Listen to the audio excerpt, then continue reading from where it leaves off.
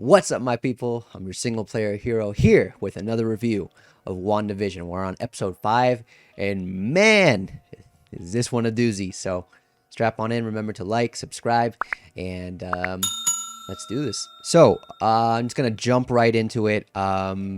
Warning, spoilers, full spoilers, big spoilers, huge spoilers, okay? If you haven't seen the episode, please leave. Go watch it, then come back. Quicksilver is back. But there's a twist. It's not the Quicksilver that we would have expected from the MCU. No, it is actually the Quicksilver from the X-Men franchise of movies. It's just, man, I don't even have words. It's crazy. Nobody could have ever possibly seen this coming, right? So as far as shock factor, it's there, right? Now the question remains is, what does this mean for the larger picture of the MCU, right? So I had to think about this a bit, right? I even had to go and I'm actually, I think this is the first time that I'm recording my review of the episode the day following, just because I really couldn't feel like I could make a strong grasp of the episode, right? Or what can really be taken from it. So I did take my time, my due diligence, to look into other people's point of views, look at other reviews, see what other people were saying. And from what I've seen, for the most part, there was a lot of hype around this. And not to say that I wasn't hyped for it, because it was definitely a shock. But my initial reaction, after thinking about it for a bit, was that it didn't mean anything per se as far as a concrete change in the MCU as a whole, right? Take into account that the things that are going on in the Hex, we now have a name for it, right? The Hex, or Wandavision, or inside Wanda's zone, or whatever you want to call it. I think the Hex is a good name. I'm gonna keep calling it the Hex. Whatever is going on inside of the Hex, we still don't have a strong grasp as to what is real and what is not real. Throughout this episode, I feel like they were touching on that same exact topic, actually. Up to this point, it seemed that Wanda has complete control over everything, right? But the twins are now introduced, right? And with the introduction of the twins, we're starting to see that Wanda may not have complete control over everything. At the start of the episode, the main sitcom plot point is Wanda and Vision trying to get the babies to quiet down, to sleep, right? They can't stop crying. Wanda actually resorts to using her magical abilities to try to make that happen, but it doesn't work, right? And not too long afterwards, the babies age up dramatically to up to 5 years, and it seems that, and Wanda takes this as a shock, right? It doesn't seem like this is something that she had planned, right? It happens again later on in the episode, in which the kids grow up to be around 10 years old, right? Again, at the shock of Wanda, right? So we are starting to see that there are some aspects that Wanda does not have control of in the Hex. Another mention as far as what exactly is real and what is not real is the investigation that Jimmy, Monica, and Darcy were going through, talking about the clothes that Monica was wearing when she got thrown out, right? When she got sucked in to the Hex, she was wearing her uniform, bulletproof vest as well, and when she came out, she had those funky 70s clothes. Upon inspecting the material of which the clothes were made out of, it seems that it was the same material as the bulletproof vest, right? So it wasn't so much that the clothes were conjured up, but instead the fact that it was rematerialized, right? A common principle in physics in that matter can't just be created out of nowhere, right? If there is always some kind of transfer of energy in order to restructure matter, right, to make it change forms, right, per se, right? Ultimately, she can't make something out of nothing. Another mention to the limitations of Wanda's powers was when the dog died, right? So the kids find a dog and they ask to keep him. It becomes the family dog per se. This all happens in the span of one day, actually, so it's pretty strange. But yeah, at one point in the episode, the dog gets out of the house. They go out looking for him, and unfortunately the dog has passed away. Wanda then takes this as a teaching moment, a kind of, you know, typical moment that you would see in sitcoms, right, from this age, right, the kind of learning moment, right, for the whole family to gather around. She takes this as that moment to kind of teach their kids about the finality of death and the fact that it can't be undone. And she, at that moment, makes it clearly stated, or right, clearly known, that she cannot bring people back from death, right? She's not able to resurrect people per se, right? So all of these mentions of her powers come to fruition at the very end with the reappearance of her brother, but a different brother, right? By mentioning that she can't resurrect people, obviously the same exact person, right, that her brother was, can't come back because he's dead and gone, right? She can't resurrect people, which is, she made very abundantly clear. She can't make something out of nothing, right, which is clear with the investigation of Monica's clothes. So what does she do? She plucks her brother from another film franchise and plops him in right in the middle of WandaVision. And man, I just gotta say, man, that was, what a shock, man. I never saw it coming. It was so well done too, because you see the first shot when she opens the door is the silver hair, right? You see the back of his head, you see the silver hair, so you know it's him, right? Not only that, but they've been leading up to it, right? They've made, of course, the mention of Quicksilver, when being the sort of cause of Geraldine being thrown out of the hex, right?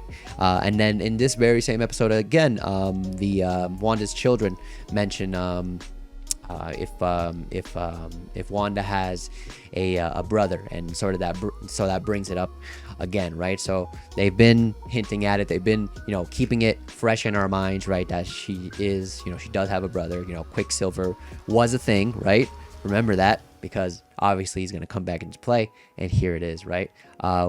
We just never would have expected, you know, when they revealed the face to be that face. So based off of the reviews, the other people's reactions that I've seen, there's a lot of hype around this, right? There, a lot of people are convinced that this is kind of like the leading point, I guess, right? The sort of lead in into like the multiverse, right? The convergence of the X-Men franchise, the former Fox properties now being merged into the MCU, right? I myself am not 100% on board with that, right? I still have my doubts as to what is actually going to be sustainable once the hex is undone, right? Or whatever comes out of the hex. Geraldine comes out of the hex and she's completely fine, right? Geraldine was a real person, right? Part of the world, and she got sucked into there, right? So she comes out, she's fine, right? Vision, on the other hand, Vision is a different story, right? Vision is dead, right? We actually get the revelation that Wanda herself infiltrated Sword and to recuperate his dead body, and then who knows what she did with it, right? Based on hints and words said, I want to say that Vision would not have that same experience as Geraldine. Vision would actually not be able to sustain himself or exist outside of the hex, right? And I mainly pin this on the fact that Wanda, I mean, this reality exists in the first place, right? A more concrete evidence of this would be at the very end of episode 3, when Vision says we can go anywhere, and Wanda says no, we can't, right? We have to stay here, right?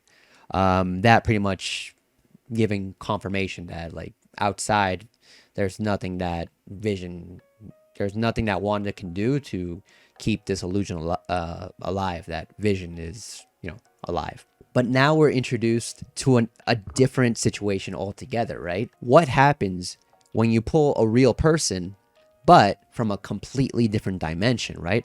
A different universe. Will that person still exist if once the hex is broken down? Or is it just an illusion? So that is the question that's raised now with the introduction of this Quicksilver. And it's a very interesting question. and it could very well lead. It's very possible. It could go either way, really.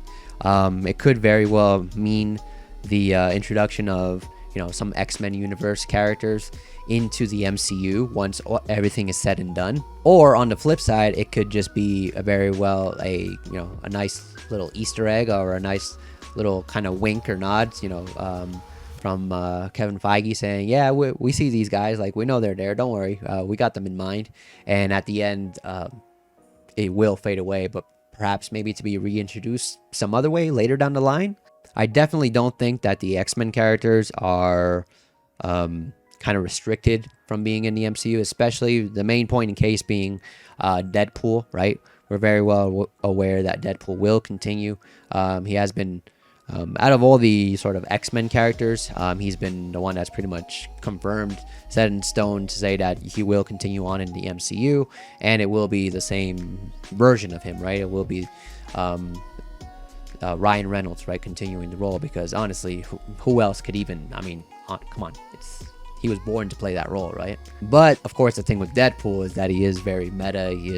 Deadpool is a character that's known to, mess around with the multiverse and kind of like pop in and out and be very, fourth dimension. So there's a lot of like wiggle room with Deadpool in of itself, right, to be introduced into the MCU. So at the same time, it may very well be the case that whatever is going on here in WandaVision will have absolutely nothing to do with Ryan Reynolds' Deadpool and how he gets introduced. It's pretty much up in the air at this point. It's a solid 50-50, and it could go either way, really. It's just the situation in of itself being presented is very exciting. It's crazy, man. And to think, this is a small taste of what's to come, right? We're already getting news of the next Spider-Man movie and constant rumors about different Spider-Man characters from previous Spider-Man franchises supposedly being worked into this movie, right? The new movie that's going to come out. So it goes without saying that, the MCU, they're definitely interested in doing some multiverse stuff, stuff involving introducing characters from former franchises into the MCU. Whether this particular moment here in WandaVision is going to be the catalyst of that, we'll have to wait and see. So, of course, that was the big talking point of this, the latest episode, but it's not the only mystery that has been arisen, right? Going back to the scene where Monica, Jimmy, and Darcy are all together, and they're talking specifically about what Monica went through, and talking about what could be the cause of things, right? They're starting to come up with a plan of how they can infiltrate the Hex while not being affected by Wanda's mind control. They mentioned that they need a suit made out of a bunch of metals, a bunch of stuff, I don't know. When they come to that conclusion, Monica mentions that she knows an aerospace engineer that would be perfect for the job. This little line has caused so much speculation, and I think it's safe to say that a majority of the people think that she is referring to Reed Richards, thus having that introduction of the Fantastic Four into the MCU. I myself don't think it'll be Reed Richards. I think WandaVision has so many like crazy things going on right now that for it to be like the introduction of the Fantastic Four as well would just be like overkill. I kind of fear that it might be like that jumping the shark moment at that point.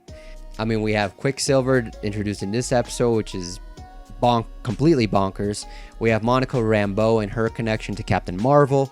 We have the known fact that this series is supposed to lead directly into the Doctor Strange sequel, so eventually there's going to be some kind of link between those two as well. So I just think it's too much. I just think it's too much to have all of those things going on, and then on top of that, let's throw in the Fantastic Four. I won't remove it as a possibility, but I just think it might be a little too much. So other people have mentioned Falcon, but I think what it comes down to is like, who would Maria actually know, right? Who would she actually have contact with? I'm thinking maybe like some kind of a scroll, maybe, if she still has contact with those, right, with the scrolls. It may be some other kind of alien life form, because remember, Monica was a part of Sword, right? And it seems from the way that she came back right after the blip, right, and she came back into existence, and she wanted to get right to work when she went to the facility, and said, was kind of disappointed when she got told that she would have to stay on Earth for a bit. So we can assume from that she's been in space, right? She's already been out there. She's already been doing who knows what work, but she's already been meeting different beings out there. And it could very well mean that, this aerospace engineer that she's talking about could be from someone outside of the planet. Regardless, it's just another thing it's just another example of showing what the show does so well, just setting up these little mysteries and just like letting it soak and letting you think about it and come up with your theories. I'll always praise the fact that they're releasing it on a weekly basis as well, these new episodes, because it gives us, the viewers, even more of a chance to be able to make that speculation and get more hype as each episode comes out, as opposed to if the entire show were dropped in one sitting as a binge for us to binge, right? So the last thing to touch on would be Vision. We started to see with the last two episodes that Vision is definitely starting to realize more and more exactly what is going on in this world, right? And in this episode, that finally comes to fruition, right? It finally gets to that point where Vision just comes to the bottom of it, right? He realizes that this is just, everything is fabricated, right? And the kind of puppet master behind it all is Wanda herself, right? And the culmination of that is this very intense standoff between him and her, where their powers are flaring and Vision is yelling, and man, it was very intense. I loved it, and I love the acting, the performances, everything behind this is just top notch. It just really gets you emotionally invested in what's going on, and you can feel that pain, right, that Vision is feeling. You can feel that fear of not knowing, right? The fear of not knowing what exactly is going on, right? Is the life that he's living, is it even real? So we finally get that confirmation that Vision is of his own sound mind, right? But it's presumably at Wanda's will, right? It seems that what's going on is that she's kind of let him have like some autonomy, right? Obviously, she's the one keeping him alive, right? It's the reason that they're in there. It's the reason that, the hex exists, right? To create this illusion that Vision is still alive and she can thus live out this happy life with him. So there is some degree of Wanda's influence, control over Vision, but at the same time, not so much to the point where she's controlling, say, his free will, right? Or what he's thinking, right? And this ties in with another question that's just been constantly brought up throughout the series as well, in that how much control does Wanda have over everything that's going on in Hex as well? When Vision brings up the topic, she says that it's crazy, right? That how can he possibly expect her to have control of every single person inside Westview and be controlling every single action that they're doing? And it makes sense. It's also mentioned again shortly afterwards when Quicksilver actually shows up, right? When that knock on the door happens, right? Basically, Vision and Wanda are heated in their argument, and the knock comes, right? Vision thinks that it's just like all the other times where a random interruption has been, has been introduced, is caused by Wanda herself as a means to kind of sort of get herself out of a sticky situation, right? But Wanda herself says, I didn't do that. So now the question comes down to whether can we believe her? Was it really not her? Is it her, but maybe she herself doesn't even realize it? Like maybe she's just doing these things subconsciously. So as far as Wanda's control, there's still a lot of mystery surrounding that, but we pretty much got confirmation today that Vision is not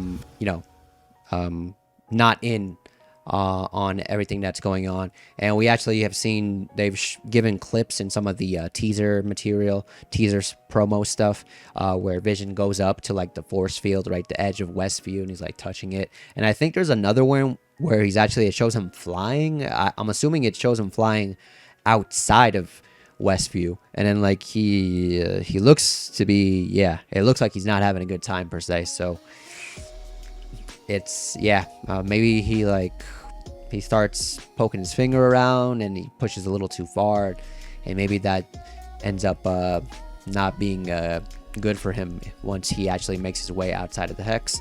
We'll have to wait and see. The last point that I want to bring up is regarding Agnes. In this episode, more than ever, we see her, jump in on the sitcom antics, right? More than once, she's busting into Wanda and Vision's home to kind of just that, this regular crazy neighbor, sitcom trope, right? As we see more and more in her, we start to realize that she is not exactly being affected by all of this the same exact way as the other residents of Westview. We see this when the first time she comes in, when the twins are babies and they're crying, and Vision is very much against having her, or he's hesitant, right, about having her help with the babies, and then she kind of feels like she has to rewind and do the take again, right, as if it were an actual scene from a sitcom. Another moment later on, when Wanda and the boys go out looking for the dog and they find him dead, it was actually at Agnes's house due to the dog died eating some bushes, I guess, some leaves from a bush. Apparently it's poisonous, maybe, I don't know, I'm not sure. It must be. When Wanda starts talking about being able to bring the dead back to life, and Agnes has this kind of quick jumps at this question saying, you can do that? And the way she says it, it's very sincere. It's not her sitcom her sitcom voice, right? She's using different tones of voices. She has the very exaggerated, right, sitcom kind of vibe, right, and speak. And then at that moment, she was not speaking in that same tone of voice, right? That question, when she asked that, it was very dry. It was very it didn't seem like she was acting, right?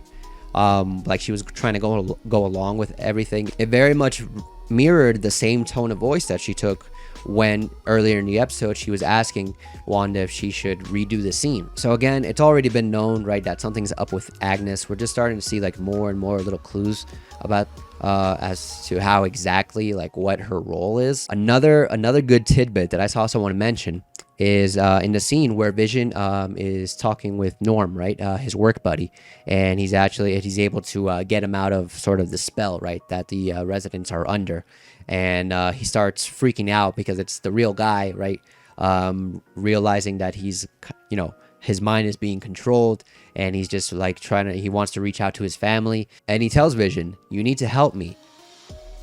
You got to get her out of my head. Her. He says her, and we all take to assume that he means Wanda.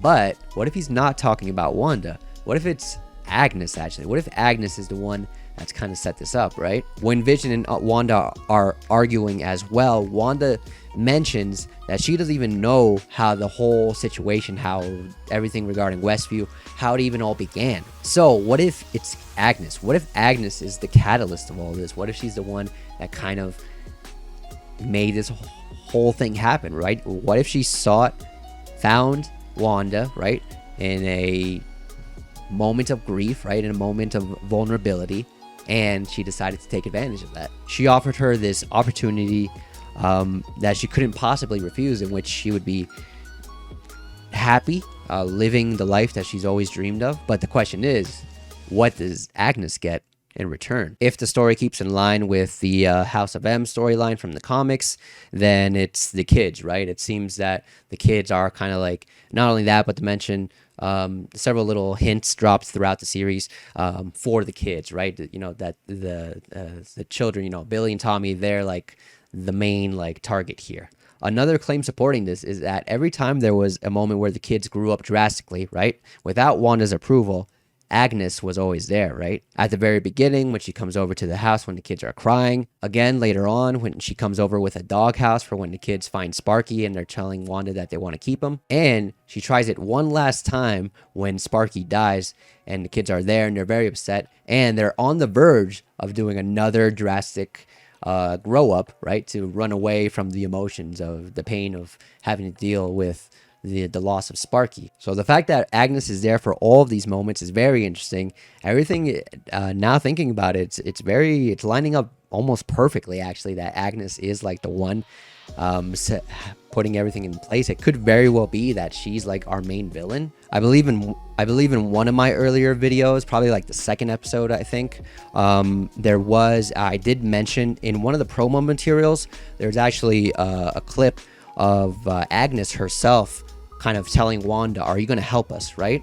And it seemed sincere, making her seem like she was actually like one of the trapped people inside of Westview. But what I'm starting to think now is that that may be just like a classic like MCU trailer mix-up, right? By showing us that moment, they're trying to get us to think, okay, Agnes is just a part of all this, right? She has no part to play. She's just a victim of everything that's going on in Westview, just like everyone else that lives there as well. But as far as all the evidence that's been shown in the show thus far, everything's pointing to Agnes, man. And I'm starting to think that like she's the one. There may not even be a Mephisto.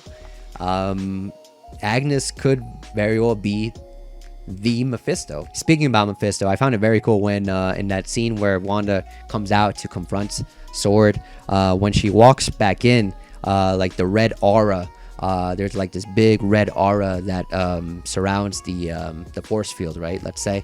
I found it interesting the form that that aura took. It did seem very like devilish like. It did seem very hellish, diabolic in that sense. And I was actually waiting for it to kind of take more of a concrete form as a sort of reveal, but it was very abstract. Again, it's a bit of a stretch, but there's definitely I feel like that's like a bit of a teaser as well, pointing towards Mephisto, but that may very well be a redirection as well. At this moment, all arrows are pointing to Agnes, right? She's the one, and I'm thinking very strongly that she's going to be like the impetus of all this. It may very well be the case. Maybe there's some kind of link between Agnes and Mephisto later on. Maybe she's trying to summon him, right? Through this means. Maybe the kids, right? Wanda's kids in particular are like the sacrifice needed for like Mephisto to like take like physical form, and then Mephisto becomes our main baddie for Doctor Strange 2. Think about it. Just think about it. I actually, at this point, that's probably like, I feel like that's a very strong theory. I think it lines up perfectly, right? Again, it's just theories, just speculation for now. Let me know what you guys think. Let me know what your theories are, what your thoughts are, what you thought about this episode, what you think about Quicksilver being introduced, whether that's going to be something that's going to be long lasting, or if it's just pretty much for the events of WandaVision and nothing more. I'd love to hear what you think, so please leave a comment. That's it for now. See you guys next week after the next episode of WandaVision. Man, am I excited to see what happens next, and I'll see you guys then. Thank you so much for watching, and be easy. Peace.